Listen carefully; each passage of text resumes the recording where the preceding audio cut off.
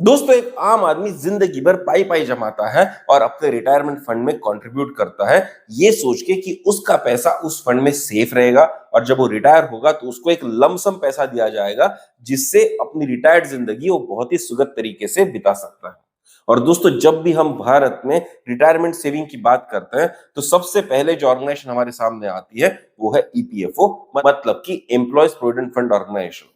भारत में करोड़ों लोग ईपीएफओ में अपना पैसा जमा करते हैं ताकि रिटायरमेंट के वक्त उनको एक लमसम पीएफ कॉर्पस मिल सके। उनका जो ईपीएस का पैसा है वो सही तरह से उनको पेंशन के फॉर्म में मिल सके। लेकिन सोचिए उस आम आदमी के मन पे क्या गुजरती होगी जब वो सुबह उठता है और अखबार खोलते ही उसको एक खबर दिखती है कि ईपीएफओ का 1800 करोड़ जो उन्होंने रिलायंस कैपिटल में इन्वेस्ट किया था, अब वो खतरे में आ चुका है। अब वो लॉस मेकिंग इन्वेस्टमेंट बन चुका है। और सिर्फ इतना ही नहीं, इस केस में सीबीआई ने इन्वेस्टिगेशन स्टार्ट कर दिया है और प्रोब करने की कोशिश की जा रही है कि क्या कहीं पर मिसमैनेजमेंट हुआ है, मिस रिप्रेजेंटेशन हुआ है, कोई फ्रॉड हुआ है या स्कैम हुआ है। दोस्तों, 1800 करोड़ का लॉस एक एलिगेड लॉस है।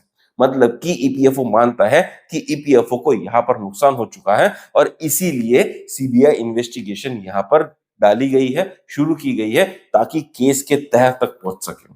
अब दोस्तों, एक आम इंसान के कान पर जब एक खबर पड़ती है तो उसका दिल दहल जाता है, क्योंकि आज तक वो सोच रहा था कि ईपीएफओ में जो पैसा वो इन्वेस्ट कर रहा है वो बिल्कुल सेफ है, 100% तौर पर उसको उसका रिटर्न मिलेगा। और इसीलिए जब ये विश्वास हिलता है तो ये खबर बहुत ज्यादा इंपॉर्टेंट हो जाती है।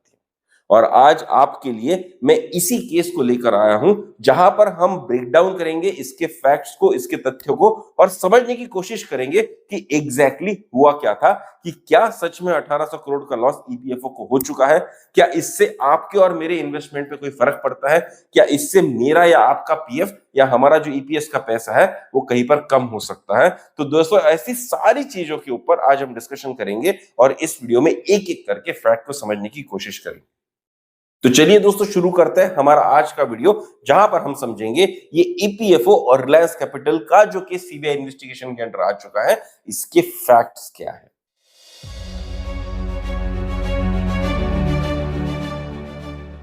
इससे पहले कि हम वीडियो में आगे बढ़े, मेरी आप सबसे गुजारिश है कि आज तक अगर आपने वैल्यू एडिशन चैनल को सब्सक्राइब नहीं किया है तो जरूर सब्सक्राइब कीजिए। दोस्तों, वैल्यू एडिशन सीनियर सिटीजन की मदद का चैनल है। ये आपके लिए रिटायरमेंट प्लानिंग से रिलेटेड, इन्वेस्टमेंट से रिलेटेड, फाइनेंशियल डिसीजन से रिलेटेड बहुत सारी इंफॉर्मेशन यहाँ पर लाते हैं। और दोस्तों, जो हमारा एक्सक्लूसिव कवरेज चलता है हायर पेंशन से रिलेटेड, वो बहुत ही यूनिक है। यूट्यूब पे ऐसा कवरेज कोई और चैनल नहीं देता है। तो दोस्तों, अगर आप इन सब मैटर से अपडेटेड रहना चाहते हैं तो जरूर सब्सक्राइब कीजिए हमारा चैनल वैल्यू एडिशन। अब सबसे पहले हम समझने की कोशिश करते हैं कि ईपीएफओ में जो पैसा कंट्रीब्यूट किया जाता है उसको ईपीएफओ किस तरह से इन्वेस्ट करता है।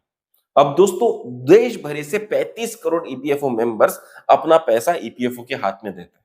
और ईपीएफओ को मैंडेट है कि जब वो रिटायर होंगे उनको इंटरेस्ट के साथ उनका प्रोविडेंट फंड का पैसा वापस दिया जाए और ईपीएस में जो पैसा उन्होंने कंट्रीब्यूट किया है वो पेंशन के तौर पर लोगों को वापस मिलते रहे हर महीने। अब दोस्तों, जब इतना बड़ा इन्वेस्टमेंट ईपीएफओ को प्लान करना है तो उनको ये पैसा कहीं ना कहीं पर इन्वेस्ट करना होगा, उससे रिटर्न जनरेट करना होगा। तो ईपीएफओ का जितना भी फंड होता है दोस्तों, वो जनरली सेफ इंस्ट्रूमेंट्स में इन्वेस्ट किया जाता है ताकि उनको सेफ रिटर्न आ सके।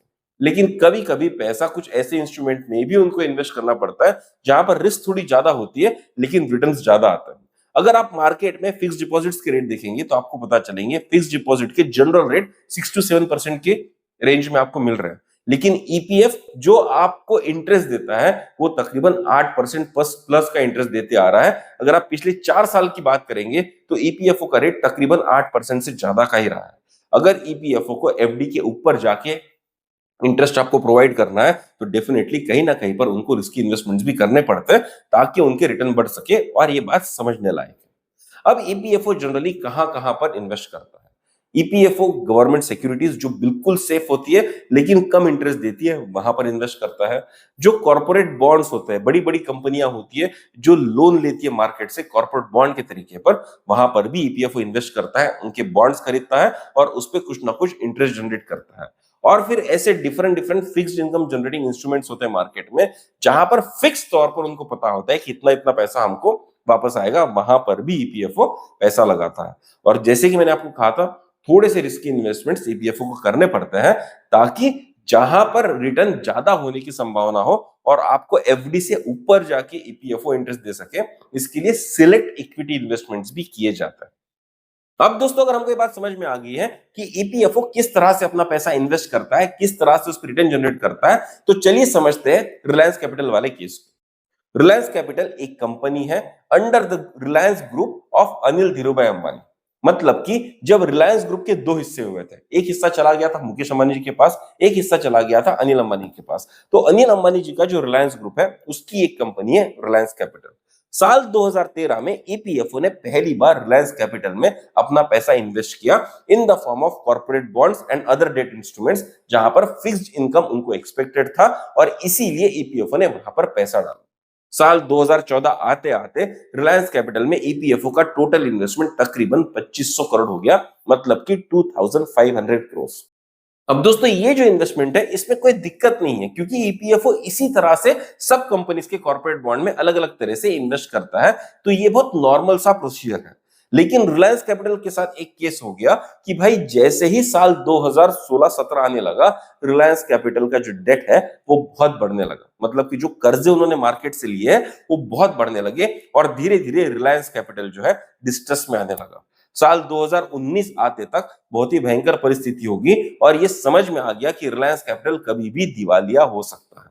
और दिसंबर 2021 आते आते आरबीआई को फाइनली रिलायंस कैपिटल का मैनेजमेंट अपने हाथ में लेना पड़ा, एक एडमिनिस्ट्रेटर वहां पर घोषित करना पड़ा जो आगे चल के बैंक्रप्सी और इंसॉल्वेंसी को रिलायंस कैपिटल में हैंडल करने वाला था, उसको लिक्विडेट करके लोगों का पैसा वापस करने वाला था। तो दोस्तों साल 2021 आते आते आरबीआई को ये बात समझ में आ गई कि रिलायंस कैपिटल अब खुद को सस्टेन नहीं कर पाएगा, उनके लोन्स बहुत ज्यादा बढ़ चुके हैं और अब अगर इस फाइनेंशियल डिस्ट्रेस से बाहर आना है तो किसी ना किसी एडमिनिस्ट्रेटर को अपॉइंट करके यहां पर लिक्विडेशन करना होगा, तभी पैसा आगे चल के लोगों को वापस मिल पाएगा।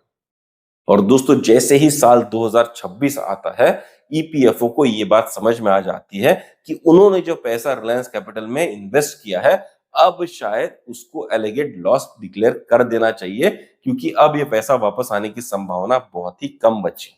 और दोस्तों 2026 में ये जो पैसा ईपीएफओ का उसमें इन्वेस्टेड है उसका वॉल्यूम अगर आप जानना चाहेंगे तो वो वॉल्यूम है 1007 करोड़ रुपए, 1007 करोड़ रुपीस, जो अभी तक रिलायंस कैपिटल में ईपीएफओ का फंसा हुआ है, ये उनका प्रिंसिपल अमाउंट है।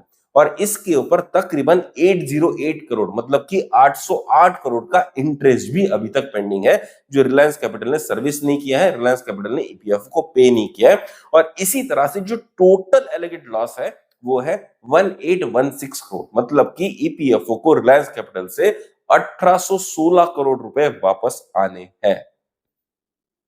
अब दोस्तों ये केस चलते चलते सीबीआई ने इसमें एक इन्वेस्टिगेशन शुरू कर दी है, ये समझने के लिए कि क्या यहां पर फ्रॉड हुआ था, क्या कोई स्कैम हुआ था, क्या फैक्ट्स का मिस रिप्रेजेंटेशन किया गया था, या ये फाइनेंशियल डिस्ट्रेस की वजह से हो चुका है जो ओवरऑल मार्केट इकोसिस्टम को अफेक्ट करता है। मैं आप सबको बता दूं ये कोई स्कैम अभी तक डिक्लेयर नहीं हुआ है, कोई फ्रॉड अभी तक डिक्लेयर नहीं हुआ है, ये एक एलिगेट लॉस है। मतलब कि ये माना जा रहा है कि 1816 करोड़ का ईपीएफओ को नुकसान हो चुका है उस पे जो उन्होंने इन्वेस्टमेंट रिलायंस कैपिटल में किया था।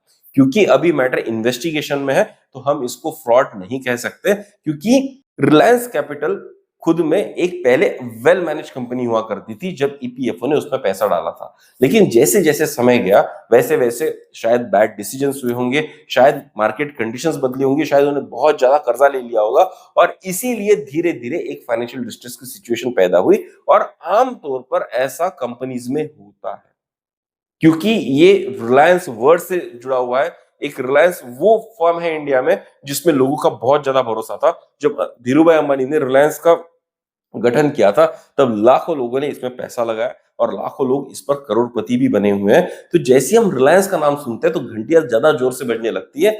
लेकिन अभी भी ये मैटर इन्वेस्टिगेशन में, अभी भी ये प्रूव नहीं हुआ है कि यहाँ पर फ्रॉड हुआ है या एक्चुअली रियलिस्टिकली जिस तरह से कंपनियां बर्बाद होती है उसी तरह से कंपनी बर्बाद हुई है। It may be a result of financial distress, financial mismanagement, bad decision making through the company. लेकिन फैक्ट यह है कि ईपीएफओ का 1816 करोड़ रिलायंस कैपिटल में फंसा हुआ है, जिसके ऊपर सीबीआई का इन्वेस्टिगेशन चल रहा है। अब चलिए समझते हैं कि इस रिलायंस कैपिटल वाली केस के न्यूज से देश में हड़कंप क्यों मच चुका है। दोस्तों, हड़कंप इसलिए मचा है क्योंकि देश भर की जनता ईपीएफओ को एक सेफ ऑर्गेनाइजेशन मानती है और ईपीएफओ का आज तक का रिकॉर्ड भी यही प्रूव करता है कि ईपीएफओ रिटायरमेंट प्लानिंग के लिए भारत में सबसे सेफ ऑर्गेनाइजेशन है। अब दोस्तों, यहाँ जो सवाल उठ रहा है वो सवाल ये है कि जब इस तरह का रिस्की इन्वेस्टमेंट किया गया था तो क्या कोई रूल्स वायलेट किए गए थे? क्या किसी ने इस डिसीजन को इन्फ्लुएंस किया था? क्या पूरी स्क्रूटिनी की गई थी जब पैसा डाला गया था रिलायंस कैपिटल में? और क्या रिलायंस कैपिटल की खुद की मैनेजमेंट ने कोई फ्रॉड किया है या यहाँ पर किसी ने पैसा गबन किया है? अब दोस्तों, इन सारे सवालों के आंसर ढूंढने के लिए सीबीआई इन्वेस्टिगेशन यहाँ पर रेस की गई है। लेकिन अगर आप देखेंगे कि क्या यहाँ पर ईपीएफओ ब्लेम में है, तो मुझे नहीं लगता, क्योंकि ईपीएफओ को इतना बड़ा फंड मैनेज करना होता है और वो फंड किसी एक कंपनी में इन्वेस्ट करके मैनेज नहीं करती। उस फंड को अलग अलग इंस्ट्रूमेंट्स में अलग अलग तरह से डिवाइड कर दिया जाता है। मैक्सिमम फंड जो ईपीएफओ का रखा जाता है वो गवर्नमेंट सिक्योरिटीज में रखा जाता है और डिफरेंट डिफरेंट तरह के कॉर्पोरेट्स में उसको डिवाइड करके उनके बॉन्ड्स खरीदे जाते हैं। तो दोस्तों, जब आप 1000-2000 इन्वेस्टमेंट अलग अलग कंपनियों में करते हो, अलग अलग बॉन्ड्स में करते हो, तो कहीं ना कहीं पे आपको रिस्क फेस करना पड़ सकता है। और इतने सालों के इतिहास में पहली बार ऐसा न्यूज आया है कि जहां पर 1800 करोड़ का लॉस ईपीएफओ को हो सकता है, जो अभी तक हुआ नहीं है पर हो सकता है, और उसके लिए इन्वेस्टिगेशन रेस की गई है। तो मुझे नहीं लगता कि ईपीएफओ की तरफ से कोई यहाँ पर दिक्कत है।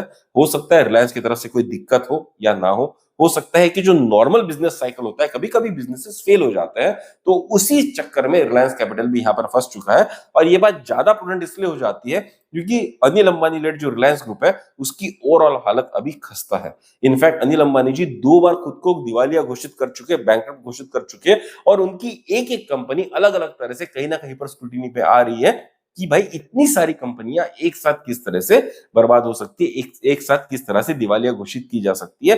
तो दोस्तों, ये एक नॉर्मल मार्केट फॉल का साइकिल है। जब एक बिजनेस अच्छा नहीं कर पाता, जब एक बिजनेस सही दिशा नहीं पकड़ पाता, तो वो बिजनेस का धीरे धीरे पतन हो जाता है। और वही शायद यहाँ पर अनिल अंबानी लेड रिलायंस ग्रुप के साथ हो चुका है। लेकिन फिर भी सीबीआई ने यहाँ पर एक इंक्वायरी इन्वेस्टिगेशन रेज कर दिया है, जो रिलायंस कैपिटल के करंट मैनेजमेंट के ऊपर भी है। उसमें अनिल अंबानी जी को भी यहाँ पर नाम उनका दायर किया गया है इस केस में, और उसी के साथ साथ जो रिलायंस कैपिटल के अदर अननोन ऑफिशियल्स है जो हमको नहीं पता, उनका नाम भी इस केस में है। जब भी इस तरह की कंट्रोवर्सी हमारे सामने आती है, तो आने वाले भविष्य के लिए कुछ सवाल पूछना लाजमी हो जाता है। अब इसमें सबसे पहला सवाल यही है कि जब पब्लिक का पैसा कहीं पर इन्वेस्ट किया जा रहा है, तो उसमें रिस्क होना चाहिए या नहीं? और अगर रिस्क होगा तो कितना रिस्क होना चाहिए? क्या पब्लिक बॉडीज को, जो पब्लिक का पैसा इन्वेस्ट कर रही है, उनको प्राइवेट कॉर्पोरेट डेट में इन्वेस्ट करना चाहिए या नहीं करना चाहिए? और अगर ऐसा इन्वेस्टमेंट कहीं पर फेल हो जाता है, कहीं पर नुकसानदायक हो जाता है, तो उसके लिए अकाउंटेबिलिटी किस तरह से सेट की जाएगी? और दोस्तों, ये क्वेश्चन सिर्फ इंडिया के लिए इंट्रिंसिक नहीं है, पूरे दुनिया भर के जितने भी पेंशन फंड मैनेजर्स होते हैं, इन सब के लिए दोस्तों सेम सवाल खड़े हो जाते हैं। और इसके लिए डिफरेंट डिफरेंट फ्रेमवर्क तो तैयार किए जा रहे हैं, लेकिन और स्क्रूटिनी के साथ ऐसे फ्रेमवर्क सही तरह से इंप्लीमेंट करना बहुत जरूरी हो जाता है। क्योंकि दोस्तों, 1800 करोड़ बहुत छोटा पैसा नहीं होता है, वो बड़ा अमाउंट है। कहीं ना कहीं पर ईपीएफओ की बैलेंस शीट को वो मैटर करेगा ही।